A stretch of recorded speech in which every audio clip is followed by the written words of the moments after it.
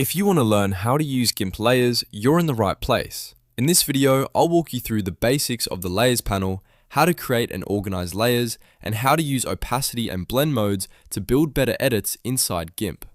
Layers are one of the most important parts of editing in GIMP because they let you work non-destructively, keep elements separate, and make changes without ruining the rest of your image. If this tutorial helps you, make sure to hit like and subscribe for more GIMP tips and software tutorials. Alright, let's jump in. First, let's open the Layers panel. By default, you should see it on the right side of your screen. This is where you'll manage every layer in your project. If the panel is missing, don't worry. Go up to Windows, then choose Dockable Dialogues and click Layers. You can also use the shortcut Ctrl+L to bring it back instantly. Once the panel is open, take a moment to understand how it works. The layer that is highlighted is the active layer, and that means any tool you use will only affect that specific layer. So if you're painting, erasing, moving, or editing, always make sure the correct layer is selected first. That single step saves a lot of confusion later.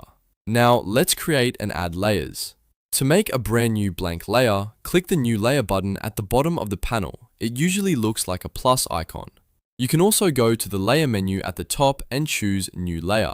This is useful when you want to add text, shapes, drawings, or separate design elements without touching your background image.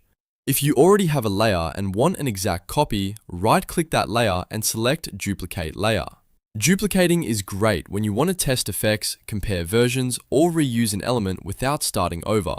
You can also import images directly into your project by dragging and dropping them onto the canvas. When you do that, GIMP automatically places the image on a new layer, which makes it easy to combine photos, graphics, and overlays in one file. Next, let's organize the layer stack. This part is really important because the order of your layers changes what appears in front and what stays behind. You can rearrange layers by clicking and dragging them up or down in the list. Layers at the top will cover the layers underneath them, so if something disappears, the first thing to check is the layer order. If you want to temporarily hide a layer, click the eye icon next to it. That is a fast way to compare versions or clean up your workspace while you work.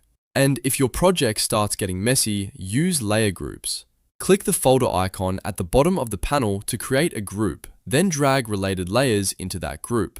This is especially helpful for complex edits, social media graphics, thumbnails, or multi-part compositions, because it keeps everything neat and easier to manage. Now, let's talk about opacity and blend modes. These two settings can completely change how a layer looks. Start with opacity. At the top of the Layers panel, you'll see the opacity slider. Lowering the opacity makes a layer more transparent, so you can blend it into the image below. This is useful for watermarks, shadows, overlays, and soft effects. If you want a layer to stand out less, just pull the slider down until it looks right. Then look at the Mode drop-down menu, which is usually set to normal by default. This is where you can apply blend modes like multiply, screen, or overlay. Each one changes how the pixels on that layer interact with the layers underneath it. Multiply is often used to darken, screen is great for lightening, and overlay can add contrast and punch. The best way to learn these modes is to experiment with them and see how each one changes your design. As you practice, remember this simple workflow. Select the right layer, add new layers when needed, keep your stack organized, and then adjust opacity or blend modes to fine-tune the look. Once you understand these basics, GIMP becomes much easier to use because layers give you control over every part of your project. If this video helped you learn how to use GIMP layers, please hit the like button, subscribe to the channel, and turn on notifications so you don't miss the next tutorial. Thanks for watching, and I'll see you in the next video.